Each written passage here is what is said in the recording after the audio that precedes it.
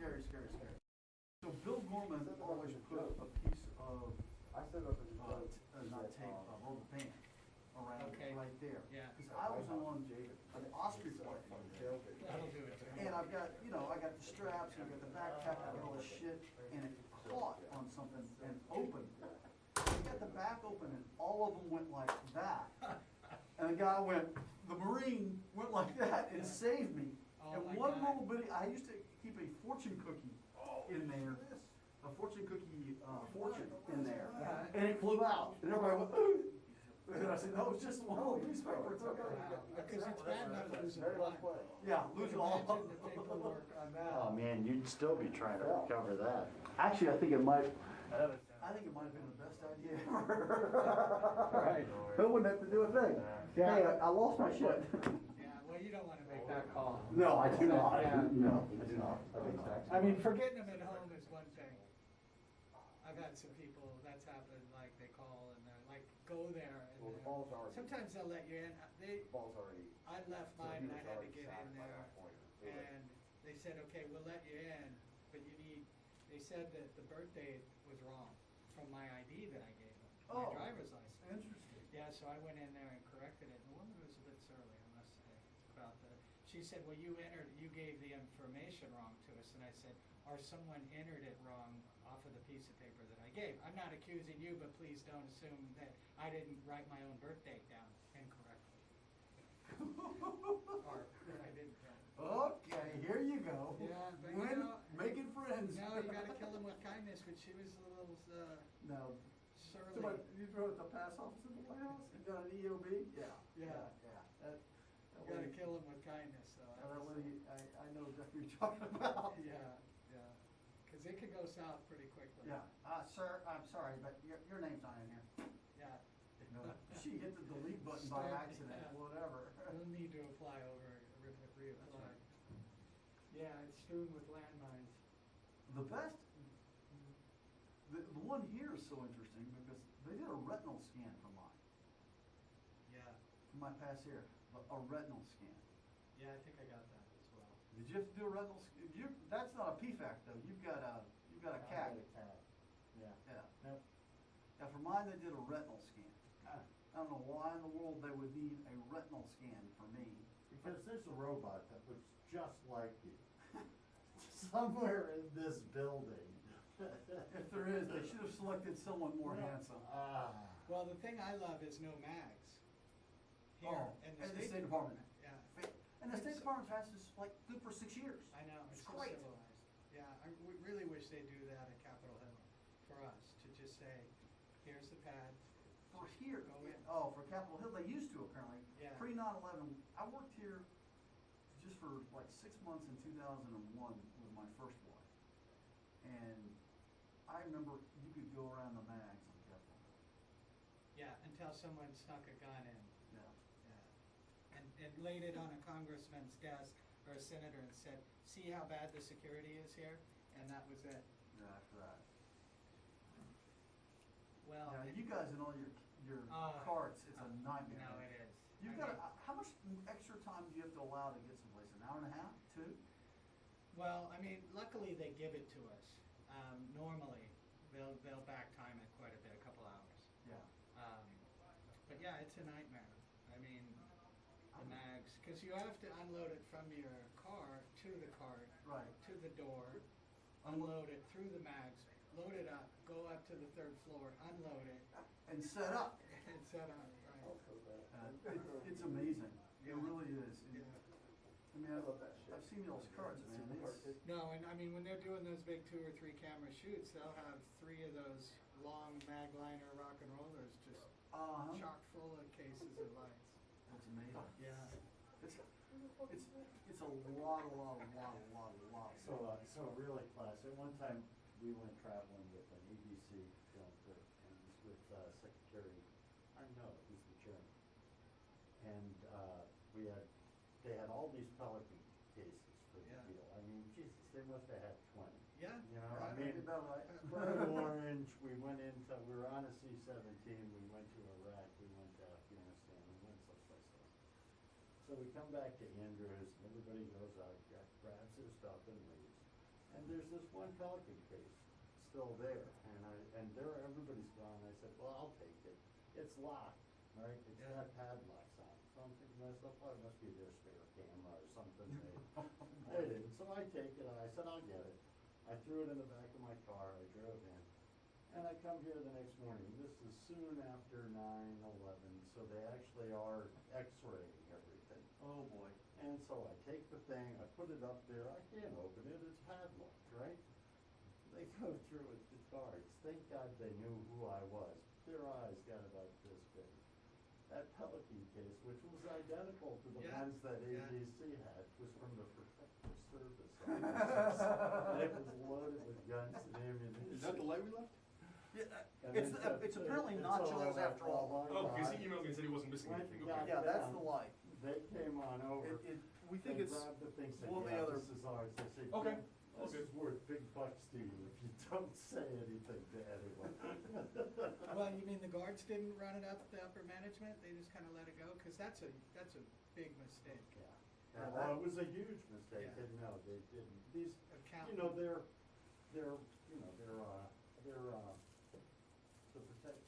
protective Oh, guys sure, I for know, the- yeah. For the chairman, for the secretary. Yeah. And obviously, they have a pretty good relationship with these guys, and they said, Right, when, don't say it. yeah, let's all work this together on this Yeah, one. right, so now And you have 20 no some odd idea. years later, I can finally tell the story, but Yeah, all right, yeah, the statute of limitations is not quite up. Exactly. You know, I met Yaroslav Did you?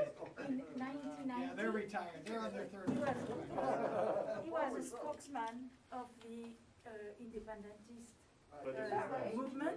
just why named I'm the sure Ruch.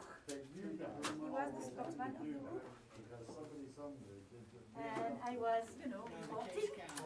And I met You him. have to put pieces of tape and say number 10 out of 20, Right. and then count them. And we kept in touch. Yeah, so the airport. How many flights over Ukraine? They see that, they're like, I I'm know, not what's surprising how surprised many to like see from it they know there's something European about it. discount Of course, prices. everything there, but So it I was used to just get high painful demand for the me. green duffel Yeah, bag. yeah. So Right. they put the Pelican case inside the green duffel bag, so then it just looked like a Like duffel a bag. duffel bag. I mean, you could feel it, that it was a case, but visually, You know, Gordon though brings up a good point. Why is it that the White House recently can be half the people? There's the man. Because the, White House is the same, they are not, yes, it's back. But it's, they cannot move this. Then it can be half the people. Oh, that's right, you got it. Because the case have to be. Okay, right now, it looks like pre-COVID. Meanwhile, we're having 3 people in the group. Hey, Bob. Pre-COVID, we were Hey, like Elsa, how you shoulder doing? to shoulder. I always forget to bring my coat, it's cold in here. Oh, good grief. This is not cold. I think it's freezing. I'm It not is a little Bob. chilly. I put it a couple degrees lower down here than where we are. We have 2 microphones? There's always 2. Ah, well, yeah. Hey, Ben, healthy? Good, good. Staying out of trouble. Good. Apart from you.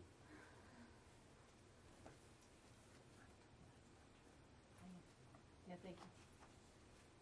Thank you. No, thank you. I had to, You ready? I'm ready. I had to work my way through that point. I tried to get into the front door and I got a one-down slate, so.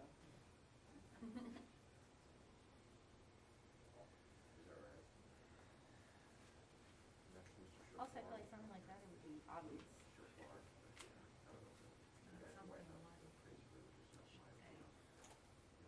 Of course, that's the type of stuff that misunderstanding, big misunderstandings can lead to What? big, I mean, it may eventually. Yeah. Better have multiple. Well, again, you think of things you could get from multiple. Totally inactive. In fact, let me come play today. I'm not getting too near next to you. You're not back. Why are we trying to? The Holocaust story. So the Gateway Pilot, of course, puts it up about persecution of Christian reporter for nothing and that. Crazy.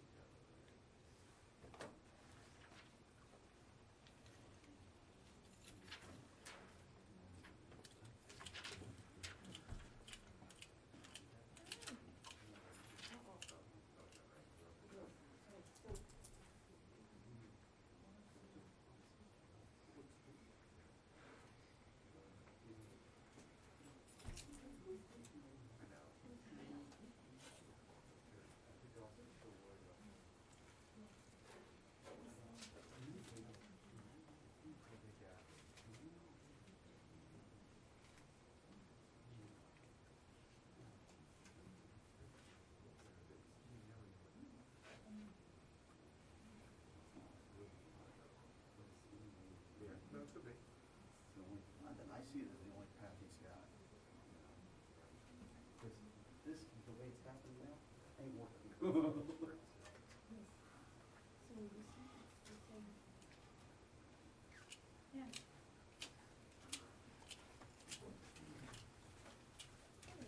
Okay.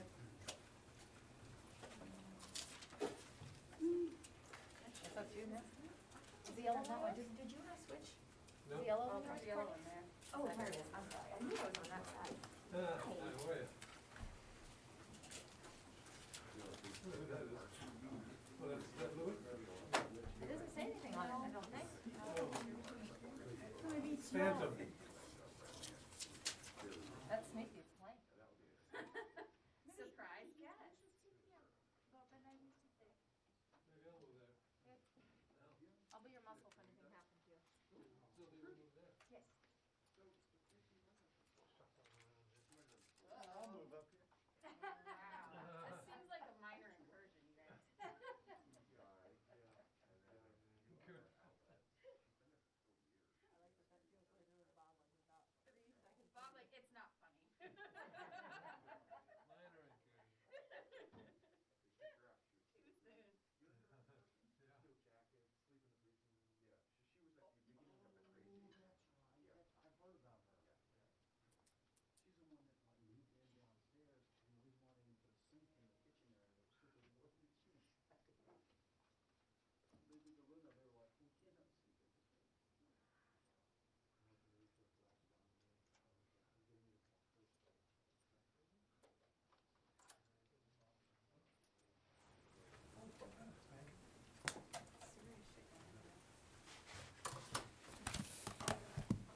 Afternoon, everybody. More of you I see today. You're welcome for that. Okay, a couple things on the top, and then we'll get right at it. Secretary Austin will be departing tomorrow on an overseas trip to meet with senior military and government leaders in Belgium, Poland, and Lithuania. In Brussels, of course, he'll meet with allied and defense ministers across NATO leadership in the defense ministerials, obviously to discuss Russia's military buildup in and around Ukraine. He'll also reiterate the United States' commitment to our allies made in Article 5 and continue the alliance's progress on deterrence and defense while ensuring the alliance is prepared to face tomorrow's challenges. In Poland, he plans to meet with the Polish president and the Minister of National Defense to enhance bilateral cooperation and security and deepen the Polish-American partnership, which we believe is vital to addressing today's current threats and challenges.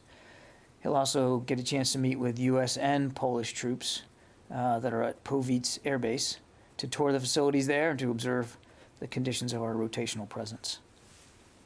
Secretary Austin will also travel to Lithuania to meet with the Lithuanian president, the prime minister, the minister for national defense as well, again to reaffirm that the United States stands with Lithuania and the Baltic states, working together to strengthen Lithuanian armed forces and to continuing to stand shoulder to shoulder against threats and adversaries. Separately, Secretary Austin does plan to meet jointly with his counterparts from Lithuania, Estonia, and Latvia together, and he'll have a chance as well to visit with some U.S. service members that are there in Lithuania. On another note, I'd like to announce that the Secretary has appointed Dr. Eric D. Evans to serve as the chair of, okay, it's not here. I'm missing some sentences here. I'm going to, we will announce this later after the briefing.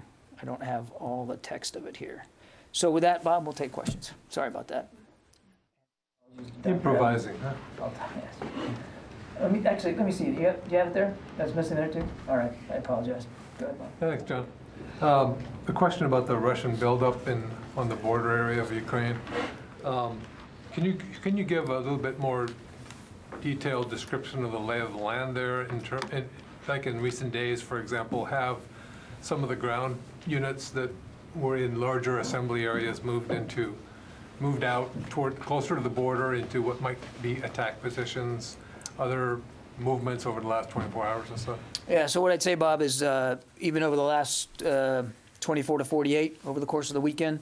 Mr. Putin has added military capability along that border with Ukraine and in Belarus. He is exercising some of his units on the ground there in the south, as well as his naval units in the Black Sea. So he continues to add to his readiness. He continues to give himself more options should he pursue a military path here. I'm not going to, I would like to refrain from getting into specific movements of their troops. I think that's probably not a wise thing for me to do with any great specificity. I would just say this, that he continues to advance his readiness should he choose to go down a military path here. Should he choose to invade again, he is doing all the things you would expect him to do to make sure he's ready for that option or options. So there's no indication, for example, that what they've called exercises have ended in any way or are changing in any way, their presence either? I want to be careful to characterize another nation's exercises. We've seen them conduct these exercises in recent days. Exercises are designed to make you ready. And that gets to my previous point. He continues to do the things that you would expect one to do if one was planning on a major military action, and that is to sharpen the readiness and to add to the capabilities of his force. Now, look, we obviously don't want that to be the outcome. And neither do the Ukrainians, and certainly neither do our NATO allies. And Foreign Minister Lavrov said earlier today that, or seemed to indicate that he still thinks there's oxygen here for diplomacy. We would welcome a pursuit of that path by the Russians, because we too believe that there still should be and can be a diplomatic path forward. Jen? John, I'm trying to understand. Are you still suggesting that Putin has not taken a decision to invade Ukraine? We still don't believe that some final decision has been made. Then how is it that communications continue? And we just heard from President Zelensky that he's been told that an invasion will happen on February 16th, which is Wednesday. How do you reconcile Putin hasn't taken a decision, but an invasion is happening on the 16th? Well, I'm not going to talk about specific intelligence assessments. I think you can understand that. We have said for a while now that military action could happen any day. And you heard from the National Security Advisor making it clear that it certainly could happen before the end of the Olympics, maybe even this week. We have shared with our allies and partners, and that includes Ukraine, our assessment of the information that we've been receiving, and certainly have reflected in those conversations our deep concern about the continued capabilities that Mr. Putin has at his beck and call. So I won't get into a specific date. I don't think that would be smart. I would just tell you that it is entirely possible that he could move with little to no warning. And what will the U.S. response be at that time? The Defense Secretary is going to the NATO ministerial. Are we talking about the NATO response force being activated? What would we expect to see? President Biden has made clear that should there be another incursion into Ukraine, that the United States would respond swiftly with severe economic consequences. I won't speak for the alliance. A decision to activate the NATO response force is a decision that the NAC has to make, the North Atlantic Council has to make. That's not something that the United States would unilaterally call into being. I will only add this, and this is why a couple of weeks ago we talked about making our contribution to the response force more ready. And so we've done that. And one of the messages that the Secretary will carry with him to NATO is that our contribution to the NATO response force, should it be called, should it be activated, they'll be ready to go. And just to be clear, your answer to Bob, you do not see evidence that his forces have moved into attack positions yet? I'm not going to talk about what specifically we're seeing on the ground when it comes to unit by unit. What I would tell you is that we continue to see him advance his readiness and improve his capabilities and provide himself more options should he decide to take military action in Ukraine. Let me go to the phones here. I promise I'll get to everybody. We'll be here as long as you want it. Tom Squateri. Hey, John. Good afternoon. Thank you very much. The U.S. Navy has yet to pinpoint the exact location and depth of that F-35 that was involved in an accident. By extension, hasn't been able to secure that area in the South China Sea. You've said several times from the podium that the F-35 is U.S. property, and you have no concern that other nations or entities will try to pilfer it. What gives you confidence that the Chinese will abide by international protocols regarding ownership and salvage, given they've ignored other international court rulings regarding the South China Sea? It's not about confidence that the Chinese will or won't do anything, Tom. It is our property. It is not uncommon for us to recover our property when it is lost at sea, and we are making every effort to do that in this case. And if it can be done, I'm confident that the United States Navy will be able to get it done. They're on site and they're working through this in real time. Yeah, Sophie. Thank you, John.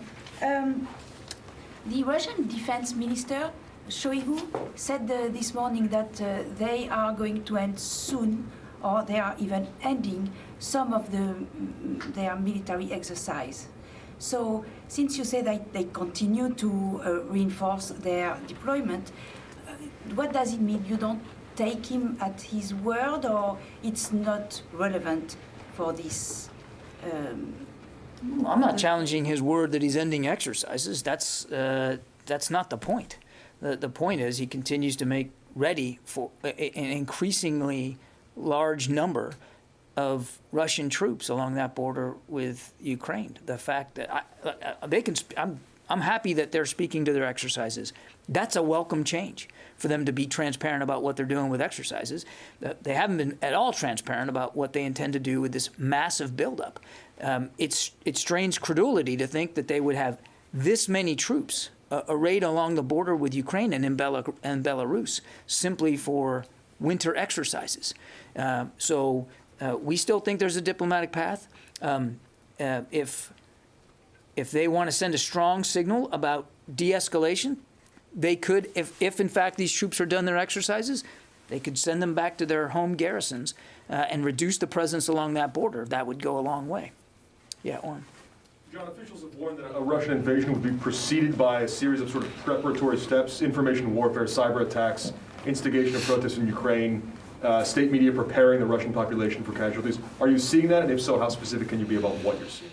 It's a piece of the Russian playbook to lay down a foundation for the military action with cyber operations, information operations, even hybrid operations, as we saw back in 2014. You know, the little green men. These are, in fact, Russian soldiers that aren't dressed as Russian soldiers. We're on the. We are monitoring this closely and certainly on the lookout for the use of any of these kinds of tactics. I won't speak to specific assessments as here today. I would just tell you that we're watching this very closely, and it's one of the reasons why, Oren, that we've tried to be open over the last week and a half, 2 weeks about the potential for these kinds of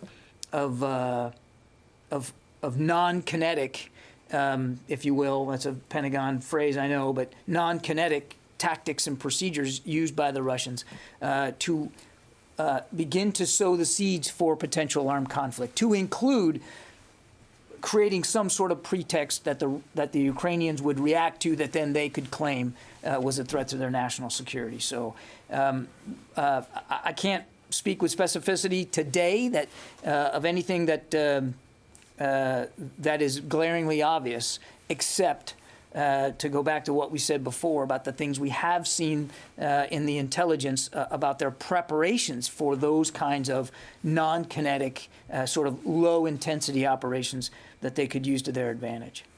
Broadly speaking, you can't say yes or no, a foundation is being laid at this point? I think we've seen them certainly make it clear that they want to lay that foundation. I think I'd leave it at that. Yeah, Megan. If there is any sort of invasion this week, will that affect the Secretary's schedule at all while he's in Europe? The Secretary is leaving tomorrow morning for Brussels. And the plan is to stay for the entire time, no matter what? We'll have to see, obviously, how things play out. The Secretary's looking forward to his trip. He's looking forward to meeting with these leaders, looking forward to making clear our commitments to our NATO allies. Jim? John, just what role is China playing in this whole Ukraine-Russian aspect? And is the Defense Secretary worried about the role they're playing? We certainly have been watching the at least public burgeoning relationship here between Russia and China.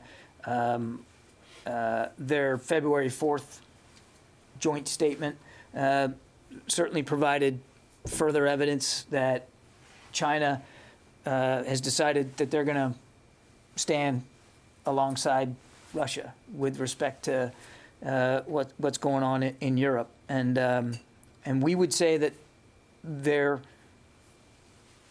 tacit support, if you will, for Russia is deeply alarming, and frankly, even more destabilizing to the security situation in Europe. Nancy. I had a question for you about some of the comments the president made in his interview with Lester Holt. He said in that interview that he's, quote, not told about what commanders were observing on the ground in Afghanistan. And I'm just trying to get some fidelity on that, because it would seem to me that the secretary and the chairman are tasked with communicating to the president what troops on the ground are seeing. So could you help me understand what responsibility that the secretary and the chairman have for the president not getting essential information from commanders on the ground on the final days of the war? Nancy, what I would tell you is throughout the month of August, in fact, well before the month of August, there was a very robust, steady, frequent interagency process, decision-making process. I mean, we started thinking about and planning for non-combatant evacuation as far back as April. And we didn't do that in a vacuum. There was ample interagency discussions about that as far back as the spring and all through the summer. And the chairman and the secretary absolutely take very seriously their requirement to provide the commander-in-chief with their best advice about how to proceed forward, about how the situation is changing. And there were many, many opportunities for them to do that, both in terms of larger interagency meetings as well as private sessions that they have weekly with the president.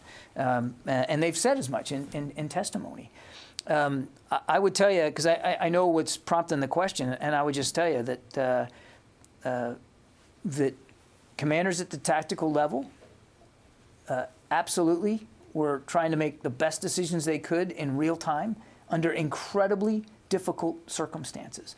And they were seeing things rightly through their prism in the moment there at the airport. There were other perspectives at a strategic level. And I would tell you that the president has a much bigger view, a larger perspective on what's going on than at the tactical level. And those discussions were happening here in Washington, D.C. And there was, certainly in the month of August, literally daily touches between the secretary and the chairman and leaders on the ground there at the airport. So the information flow was strong. But at no time did the National Security Council try to stop an evacuation or slow it down or gum up the works. The leaders on the ground certainly were working under incredible pressure and certainly, as they gave these interviews for this investigation, doing that honestly, not knowing that these documents were going to be made public, so they were very candid about what they were seeing. At the strategic level, there were different perspectives, interagency perspectives that were also factoring into the decision-making process.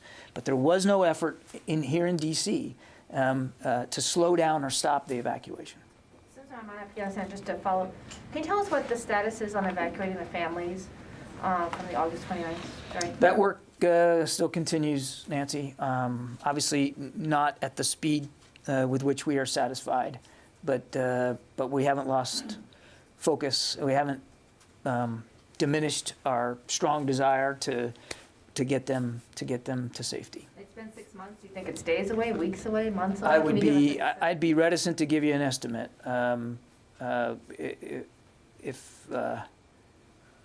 If we had total control, it would have been months ago. But I just don't have an estimate for you. I can just assure you that it's not been forgotten, and that there's a deliberate, concerted effort to do the right thing by those family members and get them to safety here in the United States. Yep. Let me go to the phones. Jeff Schogel. Thank you. The United States is certainly taking a number of precautions that indicate it believes war is likely, including closing the embassy in Ukraine. Is there any chance that U.S. troops in Europe might be, is it possible that Europe might be part of the combat zone tax exclusion, in which troops in Europe would not pay taxes on their pay? Jeff, the president has made clear that U.S. troops are not going to be fighting in Ukraine. The troops that we have added to the already 80,000 that are based in Europe are going to reassure our allies and our partners to deter aggression against the alliance, to conduct some joint training. So I know of no decision or no need to change the parameters of the European theater with respect to combat zone tax exclusion. Mike Brest, the Examiner. Hi, Mr. Kirby. Thank you. How many people or how many civilians does DOD now believe were killed in the Abdullah raid? I would tell you, when we briefed this out, we indicated that a total of 7 individuals were killed. 3 of them of the 7, of course, were Mr. Abdullah, and then his lieutenant on the 2nd floor, as well as his wife, who was in fact a combatant. So of the 7 that we have talked about, we know 3 of them were combatants, and that's the estimate that we have right now. But we have certainly seen numbers higher than that, and we're not in a position to dispute those numbers because we didn't stay on site for more than 2 hours, as was the plan. And we're not going to certainly rule out the possibility that in that explosion on the 3rd floor, additional individuals, whether they were combatants or not, can't say, since that explosion happened before our troops got into the building. But it's not out of the realm of the possible that additional people could have been killed in that initial explosion and buried in the rubble, and we didn't see them. Again, we weren't on site for very long. So 7 is the number that we know of. But we do believe a sense of humility here. We don't know. We can't confirm that there weren't others that Mr. Abdullah decided to take with him when he exploded that device on the 3rd floor. Janie. Thank you, John. President Biden said he would pursue diplomacy and deterrence in the Ukraine crisis and respond jointly with the allies. And South Korea said it supports Ukraine. My question is, what kind of military support does the U.S. want from South Korea as an ally? That is a question for the South Korean government to answer. Should they want to assist Ukraine in a tangible way? Certainly that, I'm sure that the Ukrainians would welcome that. We've noted, and I've said before, that many of our other allies in NATO are also finding ways to support Ukraine, but excuse me, those are sovereign decisions that each nation state has to make for themselves, and I wouldn't get ahead of the South Korean government on this. Yeah. Yeah, Avery. Thanks, John. A couple short Ukraine follow-up sort of questions. Does DOD have any air defense trainers on the ground in Ukraine? No. Does DOD consider a Russian movement into the Donbass a new incursion? Yes. And can you elaborate on what Secretary Austin's thinking was for pulling the Florida National Guard trainers out of western Ukraine? I think we said it quite clearly in our statement. It was an abundance of caution. Again, given the mosaic of the information that we've been getting over the course of the last 48 hours, And the information we continue to receive, even as early as today, it is obviously not the safest place for them to be. And so he ordered them taken out of the country over the weekend. Again, abundance of safety and an abundance of caution here. I said, 2 weeks ago when you guys were asking me about this, if and when he believed the safety and security of those individuals was going to be at risk, he would make the decision to remove them, and he did that. Court. There's also another small contingent of other U.S. military in the country, not just the Marines at the embassy, but there's some special forces there. Can you say that as of now, all U.S. military forces that are deployed in Ukraine have been taken out or ordered out? I would tell you that there remains a small amount of U.S. military personnel in support of our diplomats, and they remain in the country. The Marine security guards, is there anyone besides them, though? I'm just going to leave the answer as I said it. Kasim? John, Secretary Austin ordered 3,000 additional troops to Poland. What triggered that decision? You already have deployed 1,700 troops a week ago to the country. What triggered that specific decision? We talked about this at the time. I mean, again, we continue to see a continued buildup of Russian military forces. We continue to consult with our allies, in this case in particular Poland, and it was deemed by both sides that this was a prudent measure, given what we were seeing on the ground, given what our intelligence was telling us, and given the potential need for additional capability in Poland. I would remind you that these 3,000 are still part of the 82nd Airborne. When we announced the first 1,700, I called them an element of, and I didn't rule out the fact that additional 82nd Airborne soldiers would go. The Secretary held them in reserve. He decided that now was the time to send them. And also, we have seen U.S. F-22s arrived in United Arab Emirates. How do you think these fighters help Emiratis dealing with the Houthi missiles? Is there a plan to kind of join offensive actions against these F-22s are going to join a range of joint coalition and allied partner combat air capabilities that are already based across the region. So they're additive to the air power that we have in the region. Jen? Can I just go back to a question that Jim asked? I'm a little confused by your answer. Do you have evidence that China gave its tacit support to Russia during that meeting on February 4th for an invasion of Ukraine? The statement itself reads, in our view, as tacit support. Yeah. Nobody else in the room? Yeah. Matt? Thanks. I know you don't want to get into specific troop number estimates for the Russians. You're right, I don't. Okay. Guessed right. But you talked about more capabilities being brought in even over the last 24 to 48 hours. Correct. Last week you talked about some of those capabilities being sustainment. Can you say anything more about what these capabilities are that are continuing to flow in? Is it more of the same or more offensive capabilities? Just broadly speaking, Matt, we've talked about the President as providing him combined arms capabilities, right? So it's infantry, it's armor, it's artillery, it's air and missile defense, as well as offensive air. I mean, he's got a lot of combat aircraft now at his ability. He's got significant naval power inside the Black Sea, and not lost on anyone that a good chunk of those ships, at least half a dozen of them, are LSTs. They're landing ships with one purpose, and that's to put troops ashore. He's got special operations capability. He's got cyber capability. He's got ISR capability. And over the past weeks and months, he's continued to add to that. So I don't know that I would go so glibly as to say, well, it's just more of the same. But in terms of the menu of options, he continues to add to that across the whole spectrum of military capabilities. And I think I'd probably just leave it at that. And but you also talked about sustainment, and we have definitely seen in recent weeks adding logistics and sustainment capability so that it's pretty clear that if he wants to, he's going to ensure that he can keep these troops in the field for longer periods of time.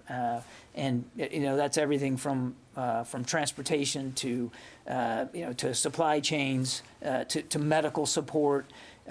So we continue to see that being added. Did that help? Yes. Yeah, Tony. What steps are being taken to make sure the entire 82nd Airborne's immediate response force now that you're sending to Poland, that they're staying away from any harm's way in case if there is an invasion? Would their location be pretty much central Poland and nowhere near border?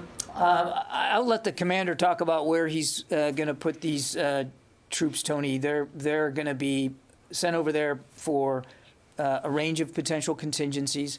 They're multi-mission capable, as you know, and as we've talked about, if one of the contingencies if one of the needs are to help with evacuation assistance on the Polish side of the border, as people come across that border, should they come across that border and need help, they'll be prepared to do that. And if that's going to be the mission that you're going to conduct, you're going to have to be somewhere near that border, right?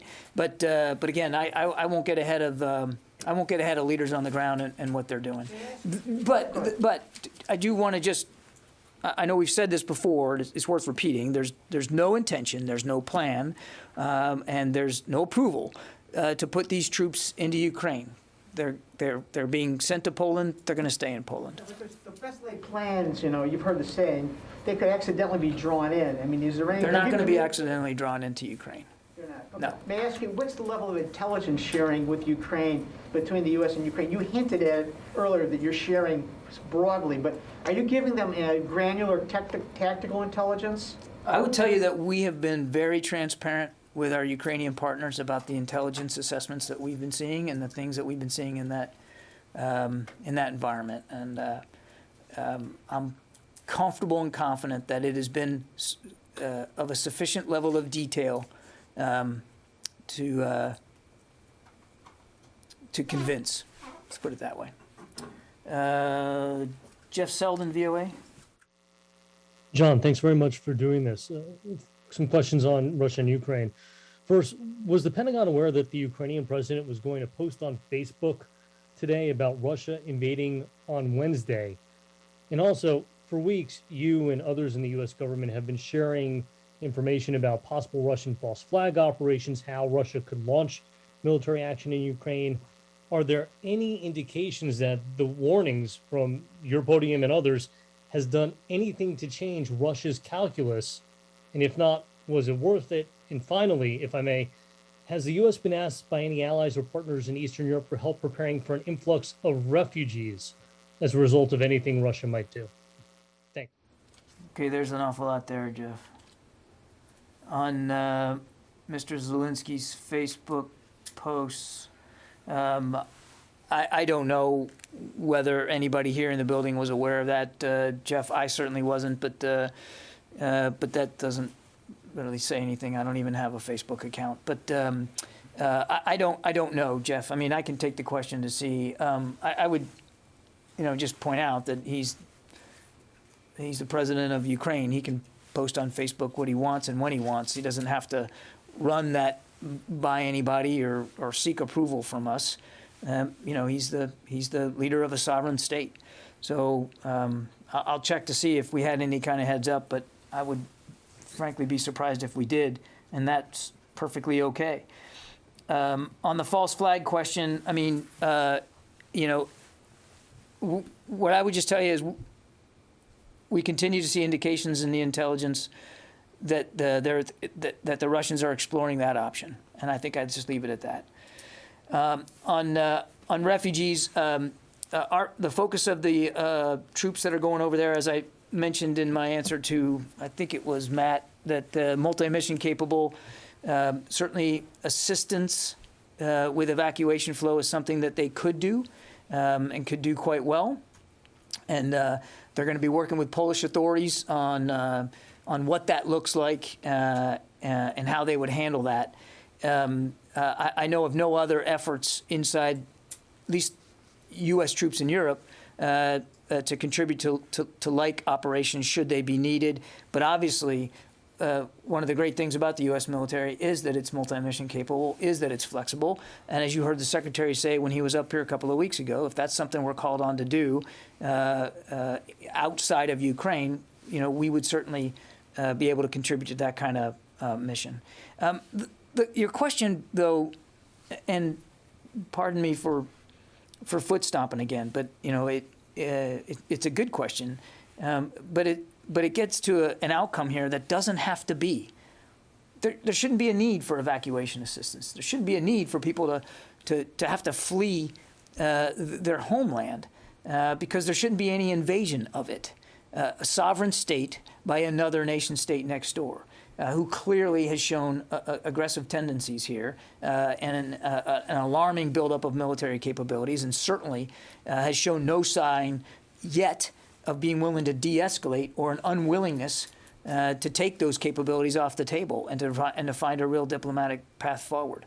And I think it's important to remember, again, not that this really answers your question specifically, but should they conduct another major military action, real lives will be at risk. Ukrainian lives, to be sure, but also Russian lives. This will not be bloodless. This will not be easy. And not only will you see people trying to flee the country, but you're going to see people seriously hurt and seriously killed as a result of it. And there's no reason for it. The Russians can de-escalate immediately. They could easily sit down and take seriously a diplomatic path forward and stop this now, so that there is no need for people to have to flee their homes, so that there are no casualties, there is no bloodshed. It's within Mr. Putin's power to make the right decision now, and obviously we hope to see him do that. Okay, thanks everybody. Appreciate it.